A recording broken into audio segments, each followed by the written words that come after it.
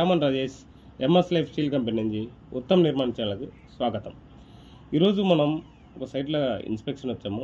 ఆ సైట్లో చిన్న మిస్టేక్ జరిగింది. ఆ మిస్టేక్ మీకు చూపించాలన్నది వీడియో చేయడం జరుగుతుంది. ఇక్కడ ప్లింత్ బీము రెడీ అవుతుంది. కాలం జంక్షన్లో పీసీసీ వేశారు. సో అది మీకు నేను చూపిస్తాను. కాలం జంక్షన్లో ఇక్కడ ఏం జరిగిందంటే పీసీసీ మీకు బీమ్ కోసం 4 సైడ్ బీమ్ వస్తుంది. ఇటువైపు ఆపోజిట్ డైరెక్షన్లో బీమ్ వస్తుంది. ఆ బీమ్ కోసం పీసీసీ కాస్టింగ్ చేశారు. సో పీసీసీ చాలా బ్రహ్మాండంగా చేశారు. సో పీసీసీతో పాటు మీకు మార్కింగ్ కూడా నీట్గా బీమ్ లైన్ కోసం మార్కింగ్ చాలా బాగా చేశారు.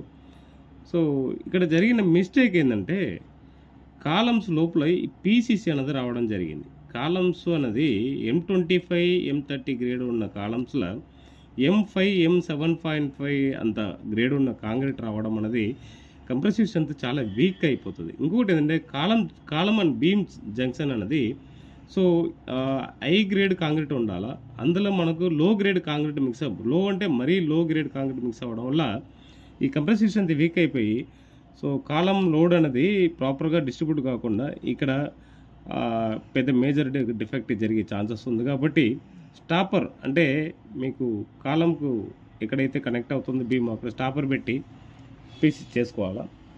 సో అలాగే ఇంకో తప్పు కూడా జరిగింది. అది కూడా మీకు షో చేయడం జరుగుతుంది. ఇక్కడ సేమ్ అదే తప్పు జరిగింది. పీసీసీ లోపల వచ్చింది. అయితే ఇంకోటి ఏంటంటే పీసీసీ వేసిన తర్వాత లోపల మట్టి వెళ్ళిపోయింది.